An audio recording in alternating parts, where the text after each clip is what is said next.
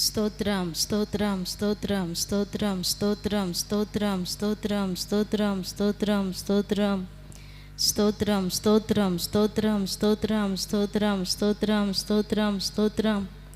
మహాపరిశుద్ధుడా, ప్రేమ కలిగిన తండ్రి, నీ కొందనాలు స్తోత్రమునైనా.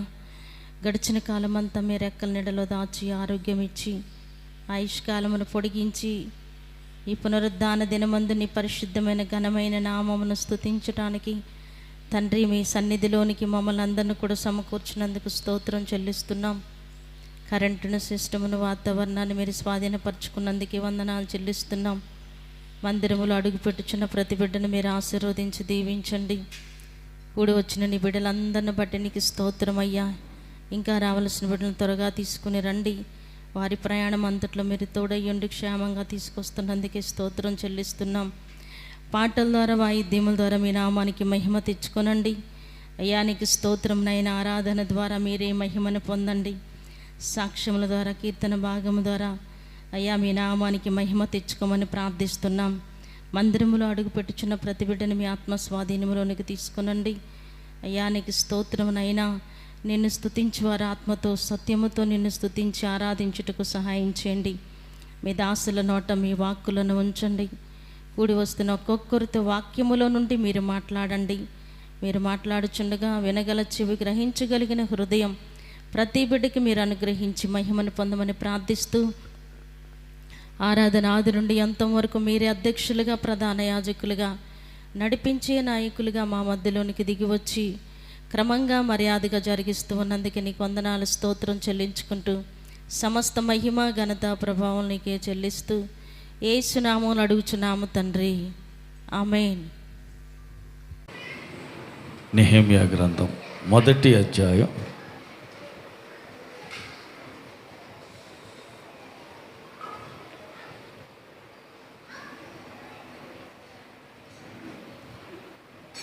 హకల్యా కుమారుడైన నెహెమ్యా యొక్క చర్యలు 20వ సంవత్సరములో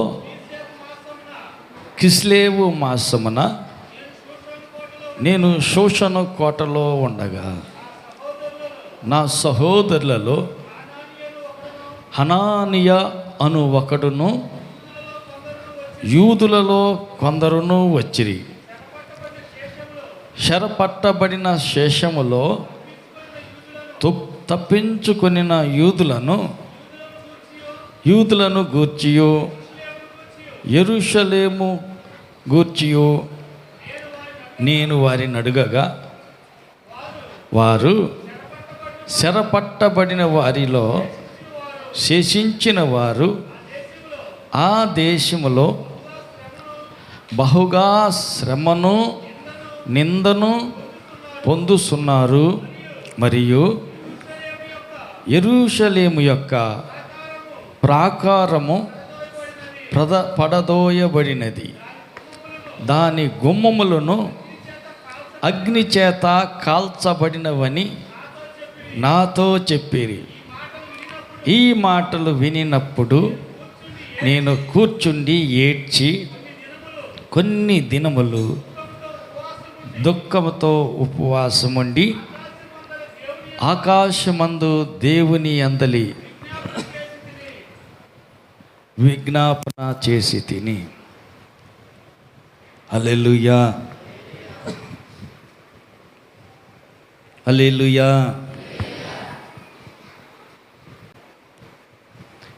ఈ నెహెమ్యా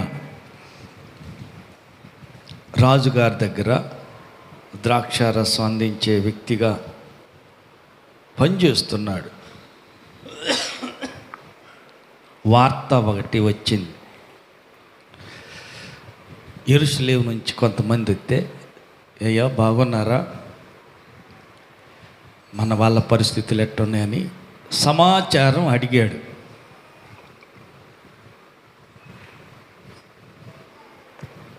వాళ్ళు ఏం చెప్పారంటే, ఏం బాగులండి, మిగిలిపోయినటువంటి శేషించిన వారిలో వాళ్ళు నింద పాలయ్యారు, శ్రమల పాలయ్యారు, ఏమీ బాగులేదు అని ఒక మాట. రెండవది ఏంటంటే యెరూషలేము యొక్క ప్రాకారం పడద్రోయబడింది, దాని గుమ్మాలేమో అగ్ని చేత కాల్చివేయబడ్డాయి అన్న. ఆ మాట వినగానే ఆయనకి బాధ వేసింది. కూర్చున్నాడు, బహుగా ఏడ్చాడు.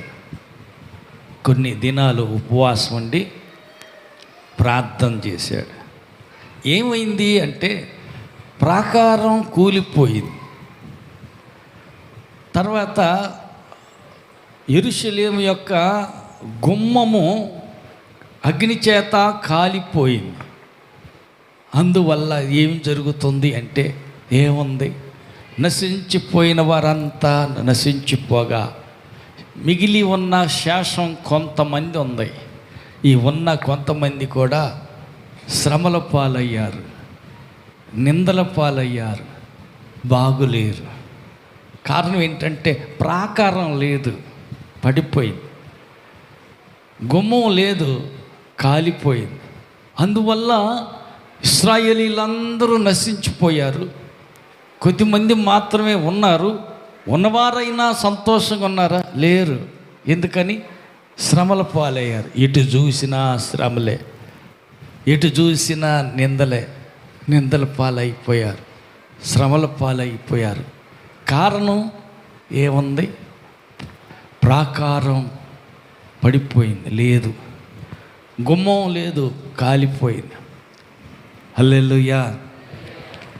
దాన్ని బట్టి మనం అర్థం చేసుకోవాల్సింది ఏంటంటే, చేను చుట్టూ కంచె ఉంటే గొడ్లు వెళ్ళి పైరు పాడు చేయకుండా కాపుదలగా ఉంటుంది.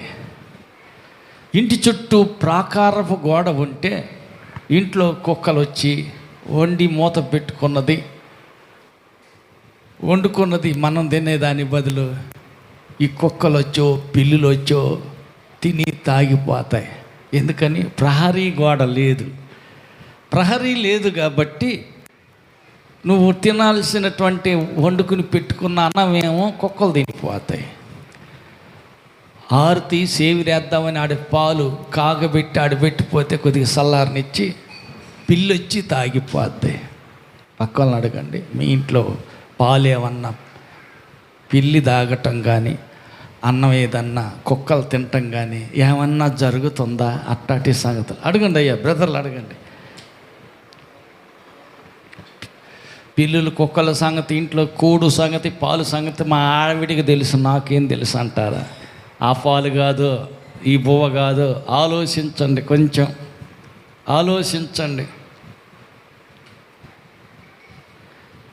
పాలు తెచ్చి కాగబెట్టుకుంది నువ్వు తాగటానికి, నీ పిల్లలు తినటానికి, తాగటానికి. అన్నం వండి పెట్టుకుంది నువ్వు తినటానికి. కుక్క వచ్చింది, పిల్లి వచ్చింది, తాగిపోయింది. హల్లెలూయా.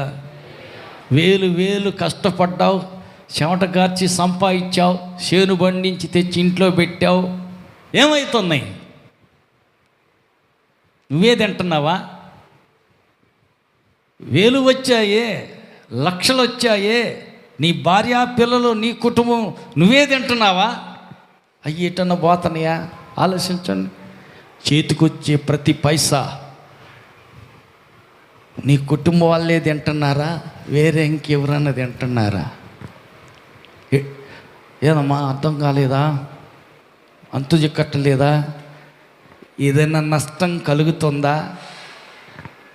ఎవరైనా నీ డబ్బు కష్టార్జితం డాక్టర్లకి ఎవరికైనా పోతుందా? మందులు కొట్టుకు ఏమైనా చేరుతుందా? సంపాదించావు కదా. ఈ చేతికి వచ్చిన డబ్బులన్నీ బల్ల చుట్టూ ఒలీవా మొక్కల వలె నీ భార్య నీ పిల్లలే తినాలా?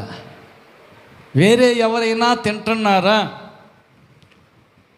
వచ్చే ప్రతి పైసా నీ కుటుంబమే తింటుందా? వేరే ఎవరికన్నా పోతుందా? ఎటన్నా వెళ్తుందా? పక్కలను అడగండి. వచ్చిన ప్రతి సింగిల్ పైసా కూడా నువ్వే తింటున్నావా?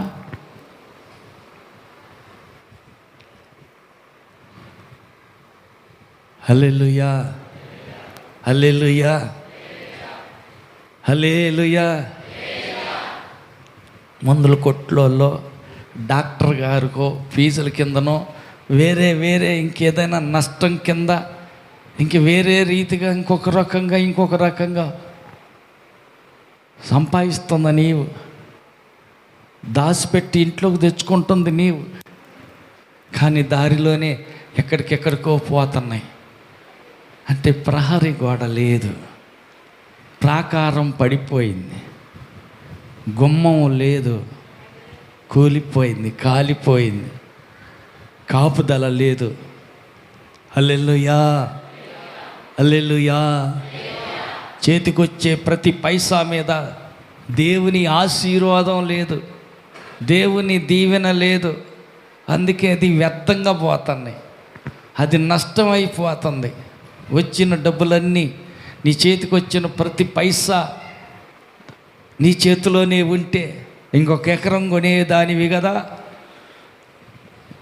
ఇంకొక 4 ఎకరాలు కొనేవాడివి కదా. హల్లెలూయా. ఇంకొక దానికి ఉపయోగపడేది కదా. ఏమైనాయి?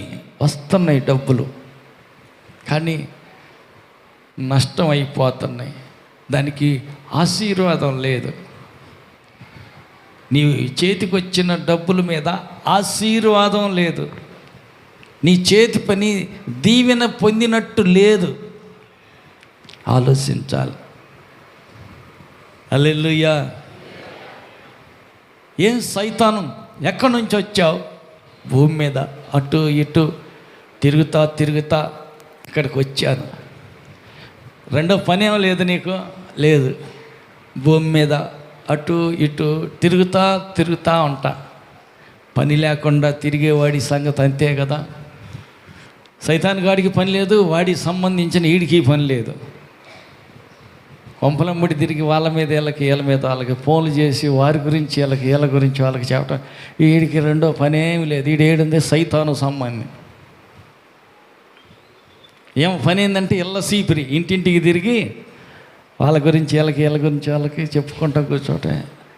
సమయం దొరికింది కాబట్టి ప్రార్థన చేద్దాం, అక్క కూర్చో, దేవునికి మొర్ర పెడదాం. మా ఇంటి చుట్టూ ప్రాకారం లేదు, గుమ్మం కాలిపోయింది, పరిస్థితి వచ్చినట్టు వ్యర్థంగా వేస్ట్గా నష్టంగా పోతున్నాయి, నిలవ ఉండటం లేదు. ప్రార్థన చేద్దాం. మీ ఇంటి కోసం, మా ఇంటి కోసం, మా ఆయన కోసం, మీ ఆయన కోసం, పిల్లల కోసం, పశువుల కోసం, పొలం కోసం, దేవుడిచ్చిన అన్నిటి కోసం ప్రార్థన చేద్దాం అని కూర్చోబెట్టి ప్రార్థన చేసే బదులు, తెలుసా నీకు ఏంటిది అది వెళ్ళాం సంగతి, ఆమె అట్ట నీకు తెలిసిందా ఏంటిది, నీకు తెలియలేదా ఆయన పరిస్థితి ఇట్ట. హల్లెలూయా, హల్లెలూయా. ఎవరింట్లో కోడిగుడ్డు మురిగింది, పాడైంది, పారేయాల. మా ఇంట్లో కోడిగుడ్డు మురిగిపోయింది. హల్లెలూయా.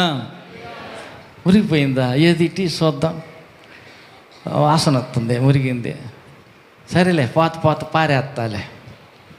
తీసుకెళ్ళి ఇదిగో చూడు ఏంటిది, పలానా ఇంట్లో కోడిగుడ్డు మురిగిపోయిందంట. హల్లెలూయా.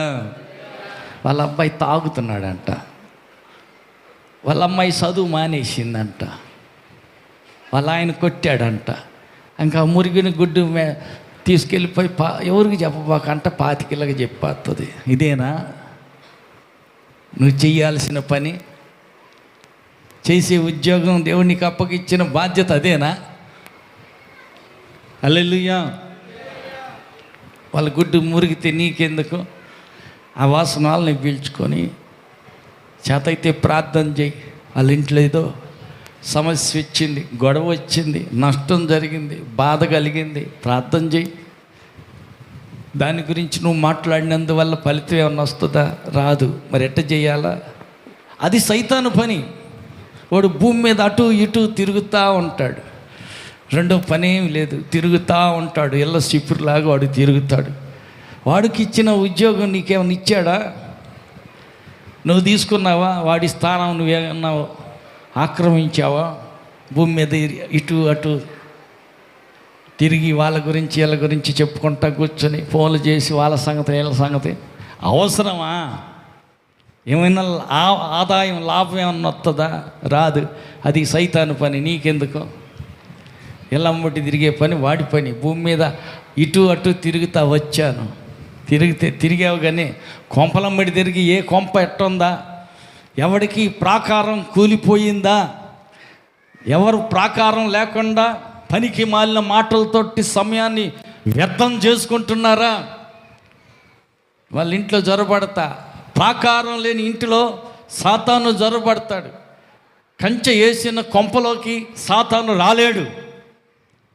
అందుకని ప్రాకారం లేని ఇల్లు ఎక్కడ దొరుకుతుందని వాడు ఎత్తుక్కుంటా తిరుగుతూ ఉంటాడు. ఎవరిని మృంగుదునా అని వాడు ఏం చేస్తాడంట? తిరుగుతూ ఉంటాడంట. అట్లా తిరుగుతూ ఉంటుంటే యోబు సంగతి ఆలోచించావా? కొంపలమ్మడి తిరిగేవాడా?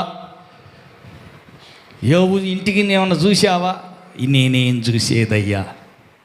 యోబు చుట్టూ కంచె వేసావు, అతని ఇంటి వారి చుట్టూ కంచె వేశావు, అతనికి కలిగిన ఆస్తి చుట్టూ కంచె వేశావు. ఒకటి, కంచె వేశావు, ప్రాకారం ఉన్నది. 2, అతని చేతి పనిని నీవు ఆశీర్వదిస్తున్నావు. హల్లెలూయా. ఎట్టా ఆశీర్వదిస్తున్నాడంట? చేతి పనిని ఆశీర్వదిస్తున్నాడంట. ఎలా ఆశీర్వదిస్తున్నాడు? ప్రతి సాయంత్రం కూర్చోబెట్టుకొని, విందు దినాలు ముగిశాయి, అందరిని పిలిచి కడుపు నిండా తిన్నారు కదా, అంత బాగా ఉంది, రోగం పోయింది, దెయ్యం వదిలింది, సమస్య తీరింది, అంత బాగా ఉంది, కడుపు నిండా కూడు దొరికింది, మరీగా తిన్నారు కదా.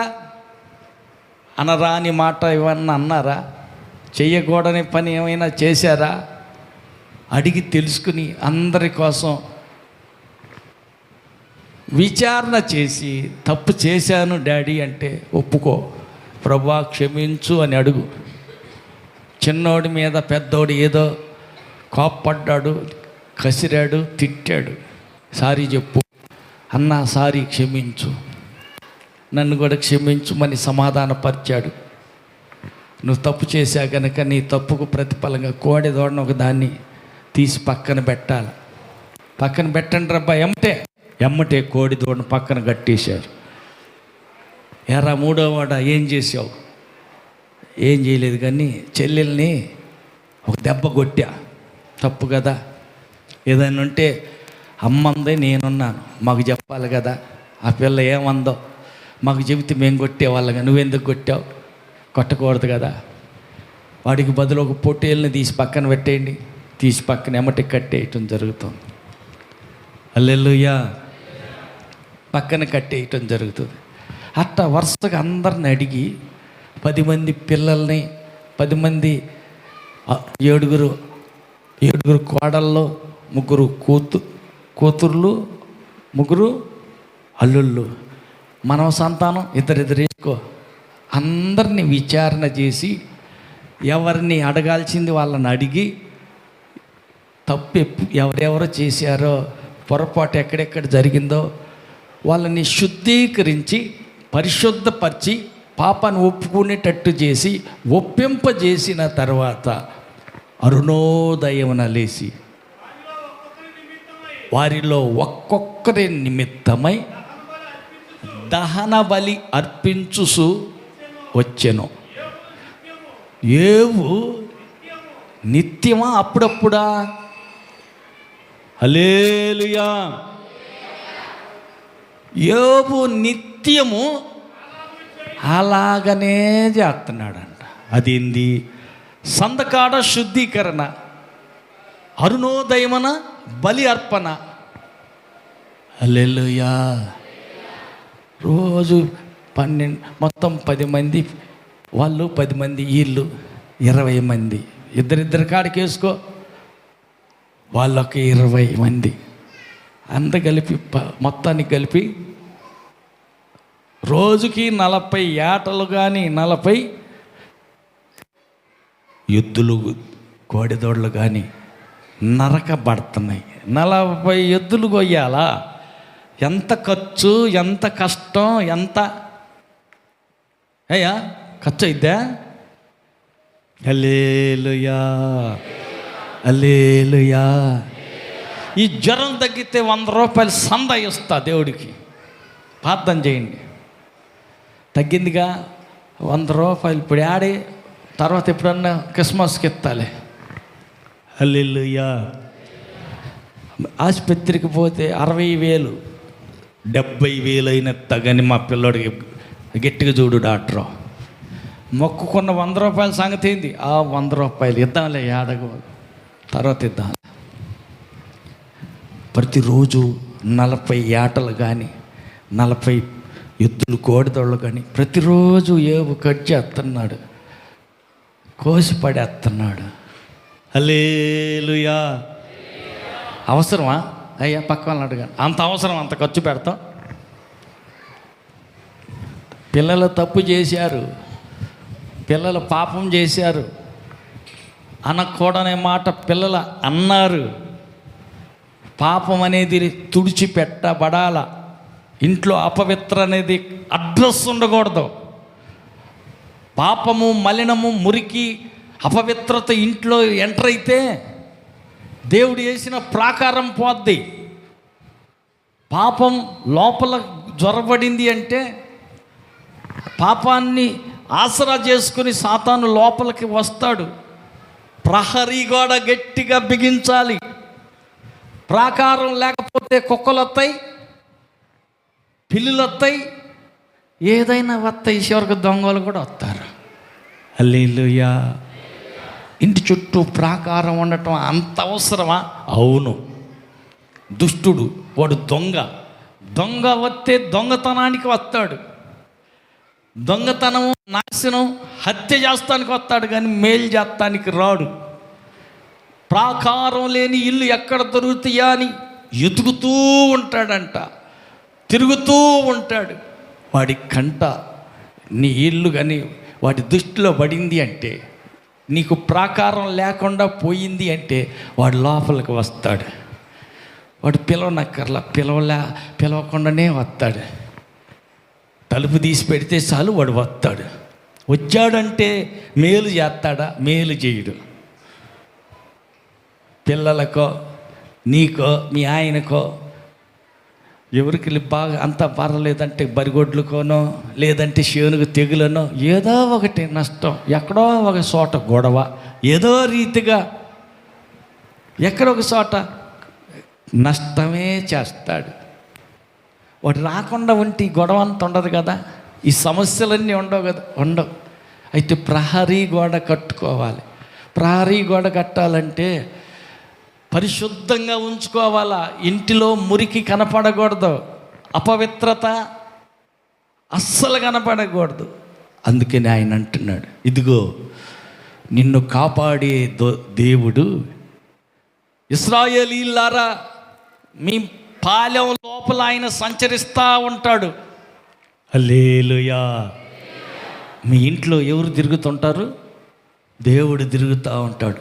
దేవుడు మీ ఇంటిలో తిరిగేటప్పుడు, మీ పాలెం లోపల తిరుగుతూ ఉన్నప్పుడు అపవిత్రత కనపడకూడదు, మురికి, మలినం, పాపం కనపడకూడదు. అయితే మరి ఏం చేయాలంట?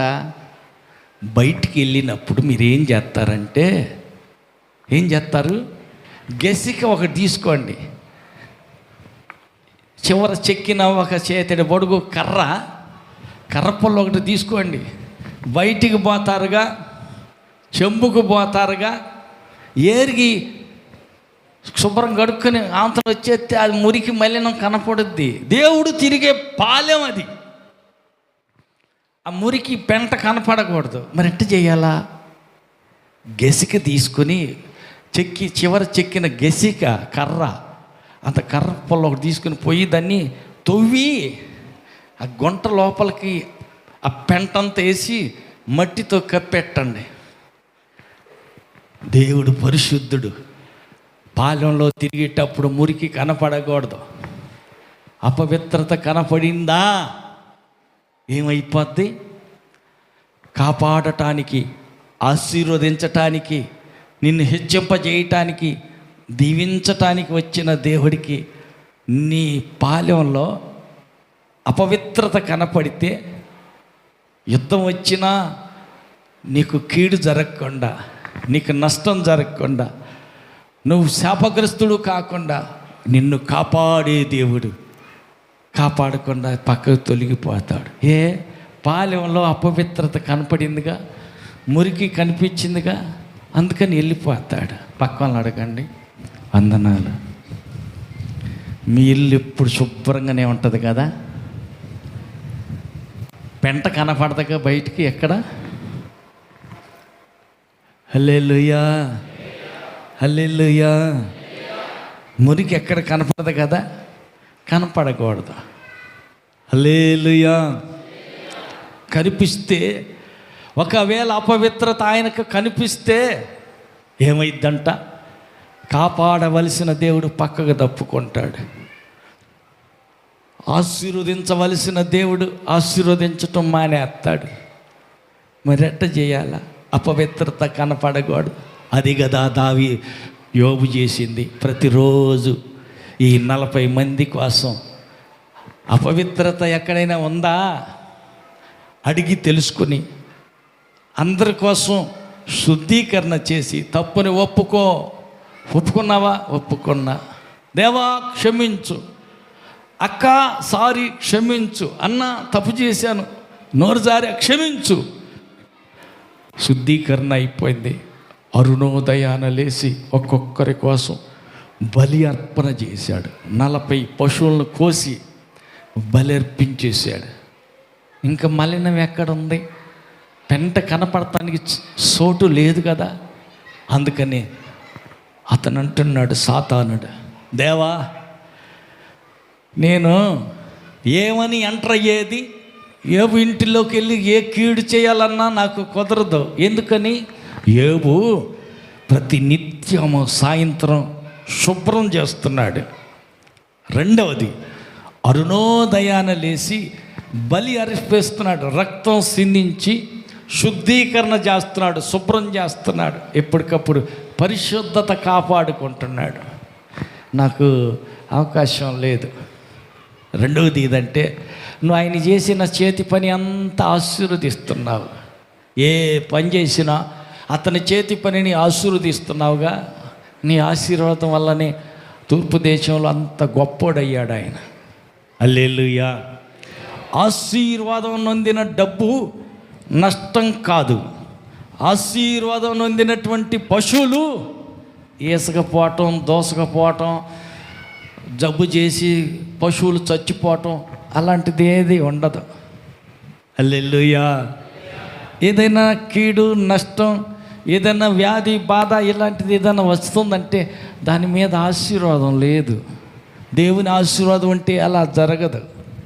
హల్లెలూయా, హల్లెలూయా. అందుకే ఆయన అంటున్నాడు, హల్లెలూయా, నేను గొర్రెల గాస, నీ గొర్రె మేకల మందలు నేను గాస. ఏడైనా క్రూర మృగం ఒక గొర్రెను తిన్నట్టుగా కానీ, ఏదైనా ఒకటి ఈసకపోయినట్టుగా కానీ, ఎక్కడైనా నష్టం జరిగిందా? జరగల. ఎందుకని? దేవుడు తోడున్నాడు కదా, తోడున్న దేవుడు కాపాడుతున్నాడు కదా. ఇక నష్టం అనేది జరగటానికి ఛాన్స్ లేదు. హల్లెలూయా. యోసేపుకు దేవుడు తోడున్నాడు, యాకోబుకు దేవుడు తోడున్నాడు. హల్లెలూయా. తోడున్నాడు. యోబుకు దేవుడు తోడున్నాడు. చుట్టూ కంచె వేసి కాపాడుతున్నాడు. కారణం, మలినం అంటకుండా, మురికి రానియకుండా కాపాడుతూ ఉన్నాడు. అందువల్లనే హల్లెలూయా, హల్లెలూయా. కాబట్టి కాపాడే దేవుడు, కంచె వేసి భద్రపరిచే దేవుడు తోడై ఉండాలంటే మురికి కనపడకూడదు. హల్లెలూయా, హల్లెలూయా.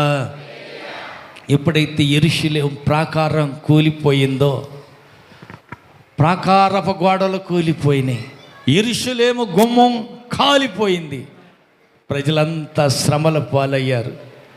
చాలామంది చెదిరిపోయారు, చనిపోయారు. మిగిలిన వారు మాత్రం శ్రమల పాలయ్యారు, నిందల పాలైపోయారు. నెమ్మది లేదు వాళ్ళకి. ఎందుకని? ప్రాకారం లేదు కదా, ప్రాకారం లేదు, అందుకే శ్రమల పాలయ్యారు. ప్రాకారం లేదు, అందుకే నింద పాలైపోయారు. ఈ వార్త విన్న వెంటనే నెహెమ్యా గుండె బద్దలైపోయింది, కుప్పకూలిపోయాడు, ఏడ్చాడు, కన్నీరు గార్చాడు. అయ్యో, యెరూషలేము ప్రాకారం కూలిపోయిందా, దాని గుమ్మాలు కాలిపోయినాయా, ప్రాకారం లేకపోతే ఎట్టా? అవును, ప్రాకారం లేదు. ఏడ్చాడంట, ఉపవాసం ఉండి ప్రార్థన చేశాడు. కొన్ని దినాల పాటు ఆయన ఉపవాసం ఉండి ప్రార్థన చేశాడు. హల్లెలూయా. ఎక్కడో యెరూషలేము ప్రాకారం పోతే దూరాన్ని ఎక్కడో వేరే రాజుగారింట్లో సురక్షితంగా క్షేమంగా ఉన్నాడు కదా, ఈయనకి బాగానే ఉంది కదా. శ్రమ పాలయ్యింది ఇశ్రాయేలీలు, నిందల పాలయ్యింది ఇశ్రాయేలీలు. మరి ఈయన ఇశ్రాయేలీడే అయినప్పటికీ ఈయన క్షేమంగా, ఈయన బాగానే ఉన్నాడుగా. ఈయనకి ఎందుకు దుఃఖం వచ్చింది? పక్క వాళ్ళని అడగండి.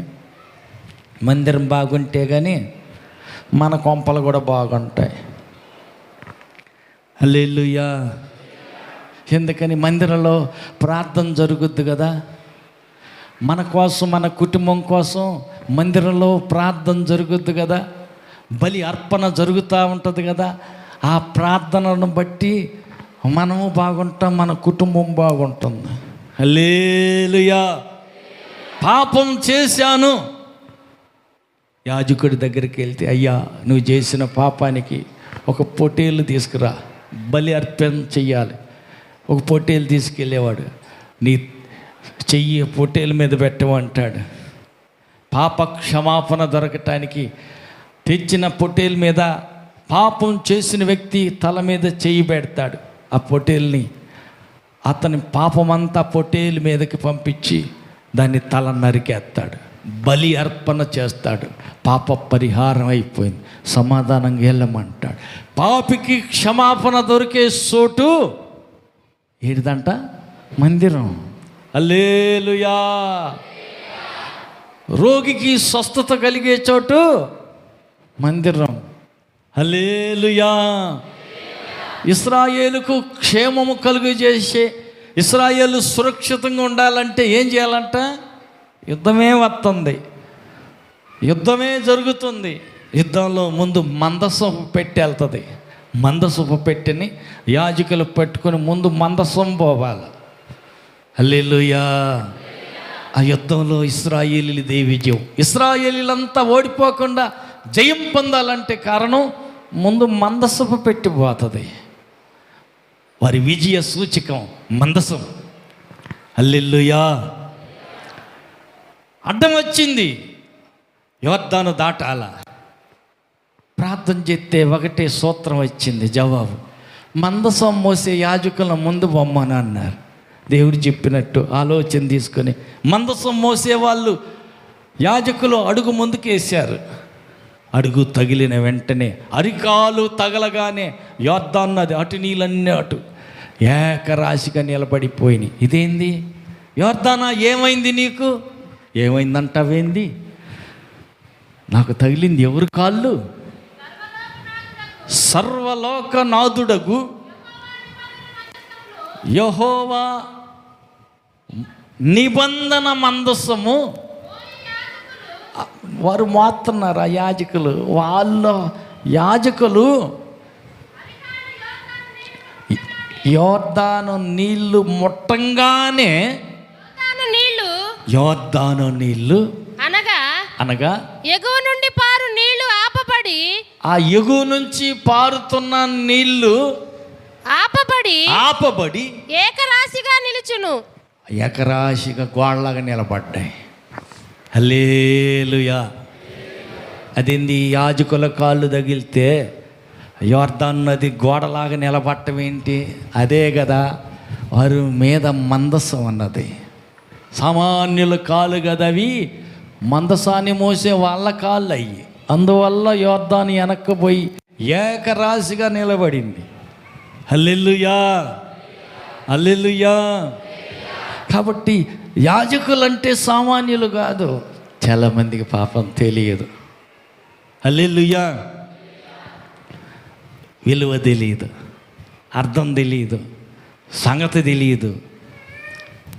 కాబట్టి హల్లెలూయా చాలా చోట్ల జరిగేది ఏంటంటే, పాస్టర్ గారు ఏం చేస్తారంటే, అయ్యా పెద్దలారా మీరేమైనా చెప్పండి, మీరు చెప్పినట్టు నేను వింటా.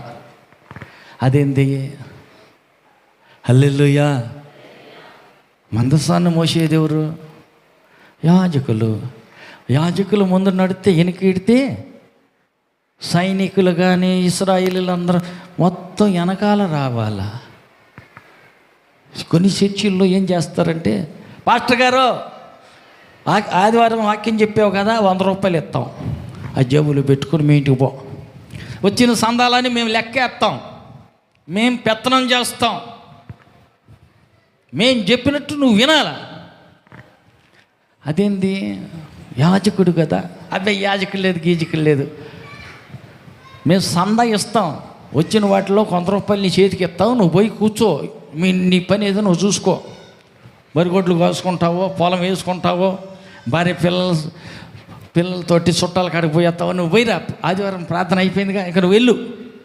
ఆ వచ్చిన సంద 200 రాని, 150, 300 రాని, ఎంత రాని మొత్తం పోగు చేసి మేము లెక్క వేసుకుంటాం. లెక్క వేసుకొని మేము దాన్ని ఎట్ట ఖర్చు పెట్టాలో, ఏమేం చేయాలో అదంతా మేం చేస్తాం.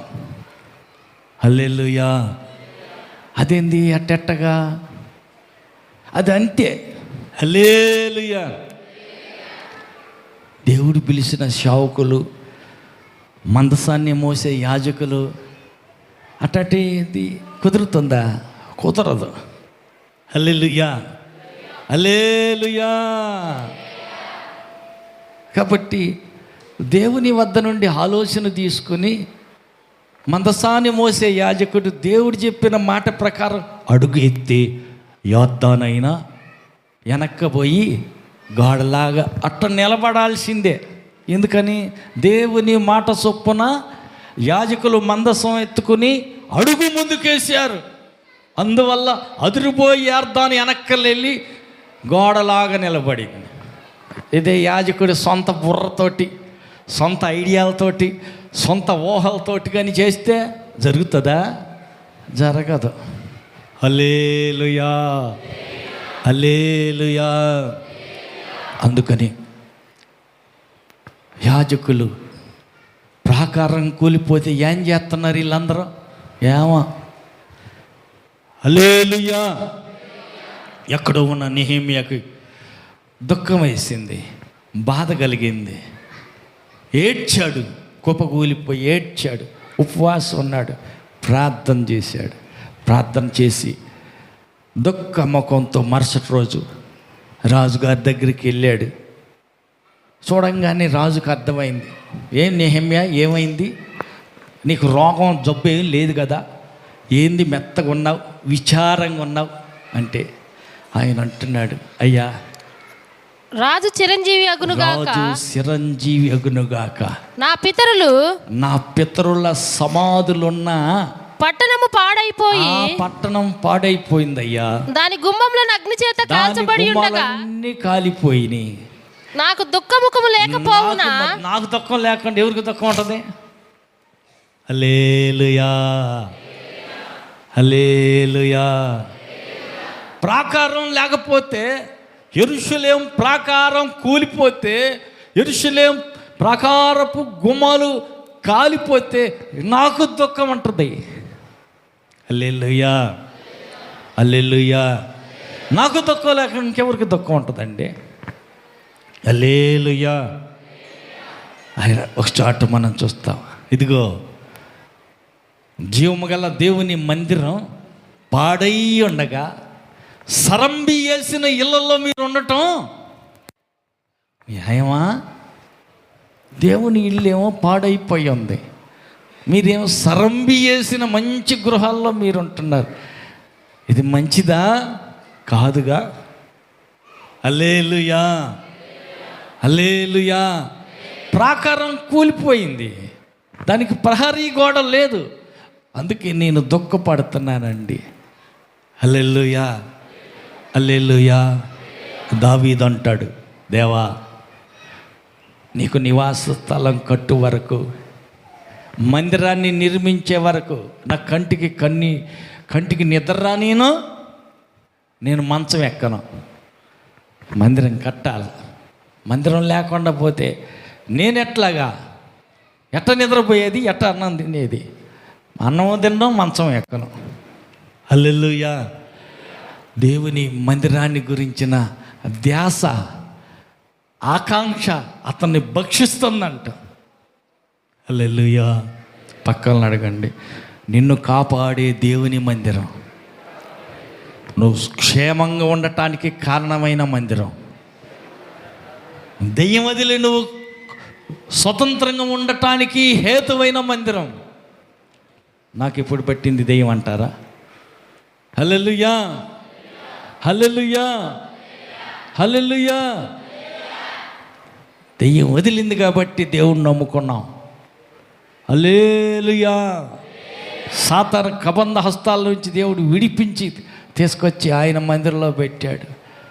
ఈరోజు దేవుని వెలుగు సామ్రాజ్యంలో ఉన్నాం, క్షేమంగా ఉన్నాం, ఆరోగ్యంగా ఉన్నాం, బతికే ఉన్నాం. కారణం దేవుని మందిరం. హల్లెలూయా. మందిరాన్ని గురించిన ధ్యాస, మందిరాన్ని గురించిన ప్రేమ, హల్లెలూయా, ఆలోచన. హల్లెలూయా. పక్క వాళ్ళని అడగండి, అందరికంటే నీకు చాలా ఎక్కువగా ఉంటుంది కదా మందిరం గురించిన ఆలోచన నీకు ఎక్కువ ఉంటుంది కదా. ఎప్పుడు మందిరానికి వెళ్దామా, ఎప్పుడు ఉపవాసం ఉందామా, ఎప్పుడు ప్రార్థన చేద్దామా, అదే కదా నీ ఆలోచన అంతా. అడగండి, పక్క వాళ్ళు చెప్పండి. నా దేవుని మందిరం, మా పితరుల సమాధులుండి యెరూషలేము ప్రాకారం అంతా కూలిపోయింది.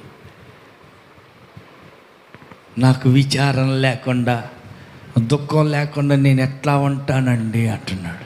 హల్లెలూయా. సరే, ఏం కావాలో చెప్పు, నేను ఇల్లు వస్తానండి, ఆ ప్రాకారాన్ని నేను కడతానండి. హల్లెలూయా. ప్రాకారం కడతావా? కడతా. రాజుగారి భార్య రాణమ్మ కూడా పక్కనే కూర్చుంది. ఎన్ని రోజులకు వస్తావు నువ్వు? నేనా ఇన్ని రోజులకల్లా పని ముగించుకుని వస్తానండి. సరే, నీకు చేయదలిసిన మనవేంటో చెప్పు. 3 పత్రాలు కావాలి నాకు, తాకీదులు రాసి ఇవ్వండి. ఎందుకు? 1, పట్టణ ప్రాకారమును, పట్టణ ప్రాకారానికి మందిరముతో సంబంధించిన కోట గుమ్మములకు నేను ప్రవేశించబోయే ఆ ఇంటికి దూలములు మ్రానులను ఇచ్చినట్లుగా, మ్రానులు నీవిచ్చినట్టుగా రాజుగారి అడవులను కాయు, ఆ రాజు యొక్క అడవులు కాస్తున్నారే ఆసాపులు, ఒక తాకీదు ఇయ్యుడని అడిగి, తాకీదుకి వాళ్ళకి ఒకటి ఇయ్యండి. అలాగూ నాకు తోడుగా ఉండి నాకు కృప చూపుచున్న నా దేవుని కరుణా హస్తము కొలది, నా దేవుని యొక్క కరుణా హస్తంతో రాజు నా మనవి ఆలకించెను. హల్లెలూయా, హల్లెలూయా. కాబట్టి దేవుడు ఎంత కరుణించాడో అంతగా రాజు ఇతని మనవి ఆలకించాడు. కావలసిన దూలాలు మొద్దులు అన్నీ పంపించాడు. ప్రహరీ గోడ కట్టడానికి పూనుకొన్నాడు, వచ్చేసాడు. కట్టమని చెప్పి దూలాలు తెచ్చిన మొద్దులన్నీ అక్కడిచ్చి పోలా, అక్కడే నిలబడి కట్టేస్తున్నాడు. హల్లెలూయా. ప్రాకారం పడిపోతే ఇశ్రాయేలు ప్రజలకు క్షేమం లేకుండా శ్రమల పాలై, నిందల పాలై, చెదిరిపోయిన పరిస్థితిలో ఇశ్రాయేలీలు అందరూ ఉంటే క్షేమాన్ని కోరి ఒక వ్యక్తి వచ్చాడు, నెహెమ్యా. ఆయన వచ్చి క్షేమాన్ని కోరి ప్రహరీ గోడ కట్టుదామని పూనుకున్నాడు. హల్లెలూయా. మంచి పనే తప్పుడు పనే? పక్క వాళ్ళని అడగండి, ఆయన చేస్తుంది మంచి పనే తప్పుడు పనే? హల్లెలూయా. మంచిదేనా చెడ్డదా? మరి మంచి పని చేస్తుంటే అక్కడ కొంతమంది లేచారు. హల్లెలూయా. కడుపులో మండిపోయింది, వాళ్ళకు కోపం వచ్చేసింది. హల్లెలూయా. వాళ్ళకు బాధ కలిగింది. అదేంది వాళ్ళ కోపం రావటం ఏంది? ఈయన మంచి పని చేస్తున్నాడుగా. హల్లెలూయా. వాళ్ళు ఏం చేశారో చూడండి. మొదటి అధ్యాయంలో 10 వచ్చినామా?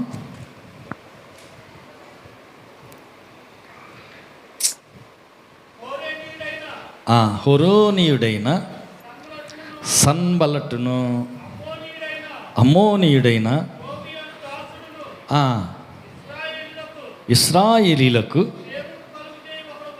క్షేమము కలుగు చేయటానికి ఒకడు వచ్చాడు అని తెలిసి హల్లెలూయా. ఏమైందంట? బహుగా దుఃఖపడ్డారంట. అదేంది వీళ్ళకి దుఃఖం రావటం ఏంది? ఇశ్రాయేలీకు క్షేమం కలగకూడదు, వాళ్ళు అట్టాలే నష్టపోవాలా, అట్టాగే పాడైపోవాలా. హల్లెలూయా. అట్టగే ఏడుతూనే ఉండాలి, అలాగే చెదిరిపోయే ఉండాలి, అలాగే నిందల పాలి శ్రమల పాలి అట్నే చావాలి. వాళ్ళు చావని మళ్ళీ వాళ్ళకి క్షేమం కలుగు చేస్తానికి ఈయన మనిషి ఎవరు, ఈయన ఎందుకు వచ్చాడని బహుగా దుఃఖపడ్డారంట. అదేంది? హల్లెలూయా. పక్క వాళ్ళని అడగండి, వందనాలు, నువ్వు మంచి పని చేస్తే ఇట్టటి సన్నబల్లటి టోబియాలు లాంటి వాళ్ళు లేస్తారు, వాళ్ళకి దుఃఖం వేస్తుందంట. అదేంది? నువ్వు మంచి పనిగా చేస్తుంది, వాళ్ళకు దుఃఖం ఏంది అంటే నువ్వు క్షేమంగా ఉండటం వాళ్ళకి ఇష్టం ఉండదు. హల్లెలూయా. వాళ్ళకు నువ్వు సంతోషంగా ఉండటం వాళ్ళకి ఇష్టం ఉండదు. హల్లెలూయా. కాబట్టి టోబియాలు, ఈ సన్నబల్లట్లు ఏమి ఇంత దుఃఖపడుతున్నారంటే వాళ్ళకు బాధ కలుగుతుంది, వాళ్ళకు దుఃఖం వేస్తుంది. ఎందుకంటే వాళ్ళకి ఇష్టం లేదు.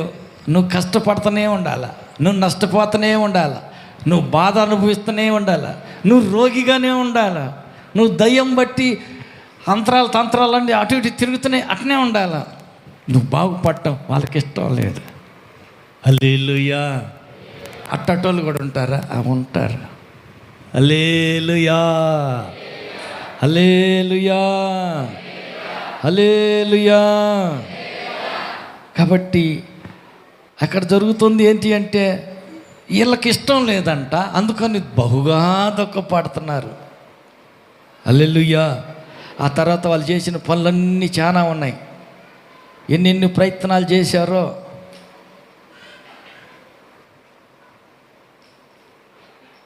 నాలుగో అధ్యాయం మొదటి వచ్చిన చూడండి.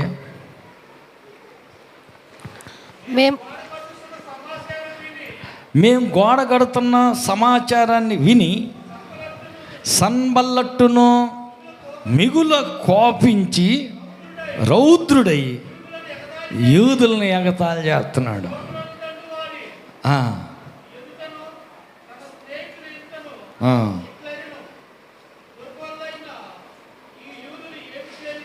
ఈ బలహీనులు, దుర్బలైనటువంటి యూదులు వీళ్ళు ఏం చేస్తారు? ఏంటంట? తమంతట తామే ఈ పని చేసి ముగిస్తారా? వాళ్ళంతట వాళ్ళే చేసి ముగిస్తారా? బలులు అర్పించి బలపరుచుకుంటారా? ఒక్క దినమందే ముగిస్తారా? కాల్చబడిన చెత్త కుప్పలుగా పడిన రాళ్లను మరలా బలమైనగా చేయుదురా? మరియు అమోనీయుడైన టోబియా అతని యొద్ద ఉండి వారు కట్టిన దానికి పైగా ఒక్క నగక్క కానీ ఎగిరి పడినట్టయితే వాళ్ళు కట్టే రాతి కూడా దెబ్బకు పడిపోద్ది అంటున్నాడు. ఎగతాళి చేస్తున్నాడు. ఏంది ఇల్లు ఒకరోజే కట్టేస్తారా? హల్లెలూయా. వాళ్ళు కట్టే గోడ నక్కగాని ఎగిరి దూకితే దెబ్బకు పడిపోద్ది. అది ఎగతాళి చేస్తున్నారు. ముందు దుఃఖపడ్డారు, ఇప్పుడు ఎగతాళి చేస్తున్నారు. హల్లెలూయా. హల్లెలూయా. హల్లెలూయా. హల్లెలూయా. హల్లెలూయా. తృణీకరించారు, ఎగతాళి చేశారు, తిరగబడ్డారు. తర్వాత ఇంకా ఏం చేశారు? ఎట్టకేలకు వీళ్ళకి విరోధంగా చాలా చేశారు. అయితే చివరికి జరిగింది ఏంటంటే దేవుని మహాకృప వల్ల మొత్తానికి 52 రోజుల కల్లా కట్టి ముగించేసేసారు. హల్లెలూయా. కట్టి ముగించటం అయిపోయింది. ప్రాకారం ఏర్పడింది. హల్లెలూయా. ప్రాకారం కట్టడం అయిపోయింది. ఆ తర్వాత వాళ్ళంతా ఏం చేశారంట,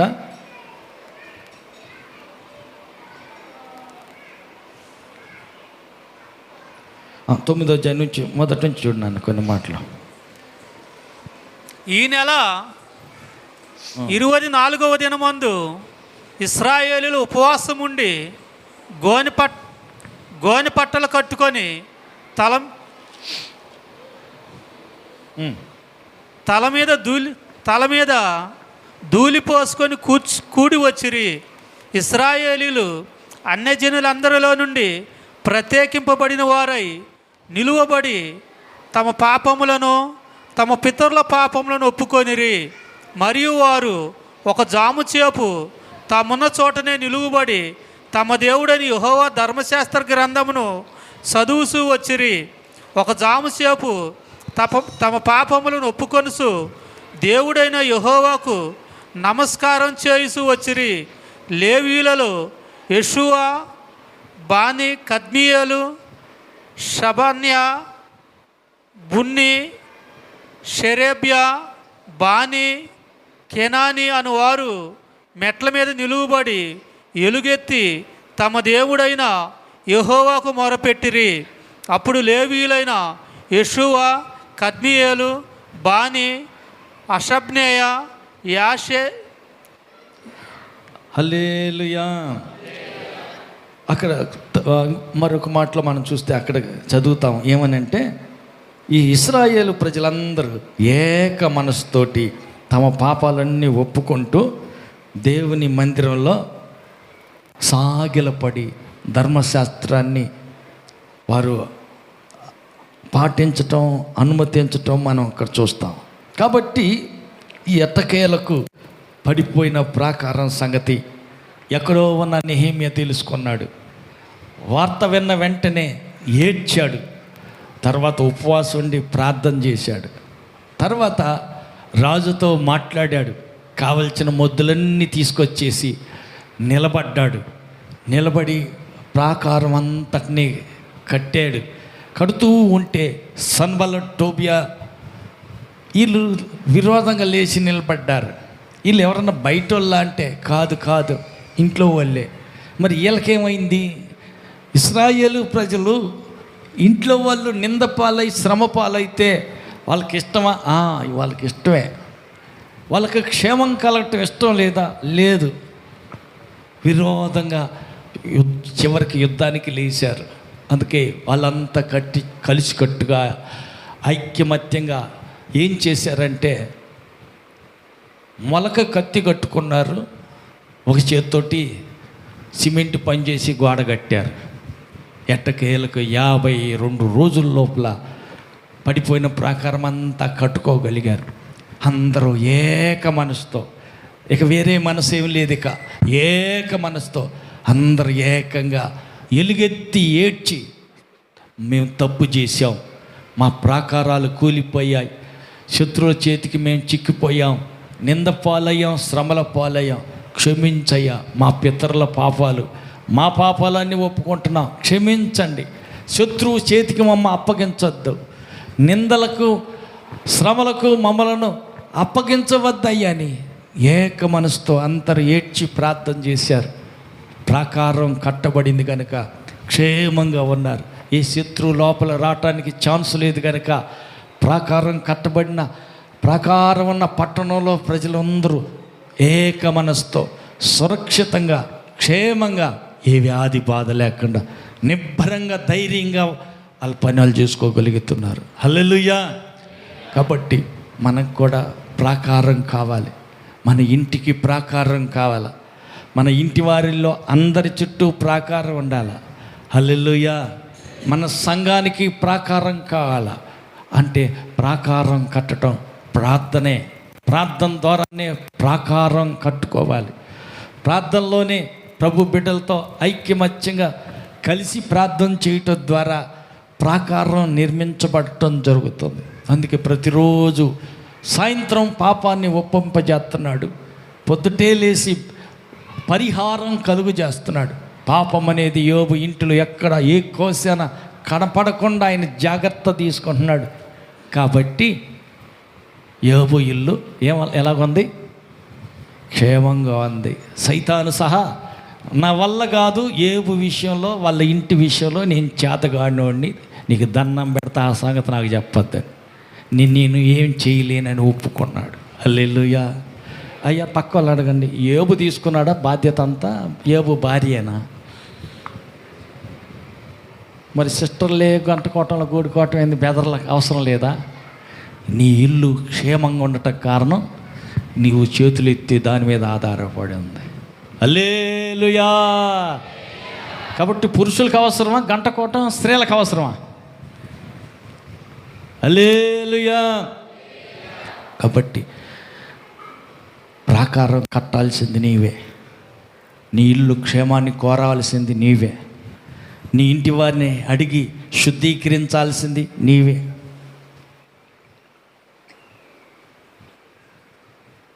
పక్క వాళ్ళని అడగండి, బెదర్లు అడగండి, పిల్లల్ని రోజు పలకరిస్తున్నావా? హల్లెలూయా. వాళ్ళు తిన్నారో తినలేదో, బాగున్నారో బాగలేదో, బడికి వెళ్తారో వస్తారు, బడిలో ఏం జరుగుతుంది ఎవరికో తెలుసు. హల్లెలూయా. అడిగి తెలుసుకుని వాళ్ళు ఏ బాధపడుతున్నారో, వెళ్ళిన చోట బడిలో చదివే కాడ ఏమేం జరుగుతుందో, వాళ్ళు సంతోషంగానే ఉన్నారా ఏడుతున్నారా, వాళ్ళ మాట కాసేపు కూర్చొని వింటుంటే కానీ చెబుతారు. నాకు అంత తీరిక ఏడదే. హల్లెలూయా. పిల్లల్ని పట్టించుకోవాలా, పలకరియాలా, వాళ్ళకి ఏం కావాలో ఏమి లేదో, వాళ్ళు ఏ అవసరంలో ఉన్నారో, వాళ్ళు ఏ పరిస్థితిలో ఉన్నారో. హల్లెలూయా. మొన్న వెళ్ళినప్పుడు ఒక బ్రదర్, మా పిల్లోడు పనికి ప్రార్థనకి వెళ్తలేదన్న, ప్రార్థన చేయండి, బడికి వెళ్తలేదు, వాడు చదువుకు పోనంటున్నాడు. ఎందుకని ఏంటి అని పాస్టర్ గారు వాళ్ళు వచ్చారు కదా, ఇక్కడికి వచ్చారు నలుగురు. వాళ్ళలో ఐజక్ తిరియన్ అని పెద్ద ఆయన అక్కడికి వచ్చాడు, జగ్గంపేటలో ఉన్నాడు.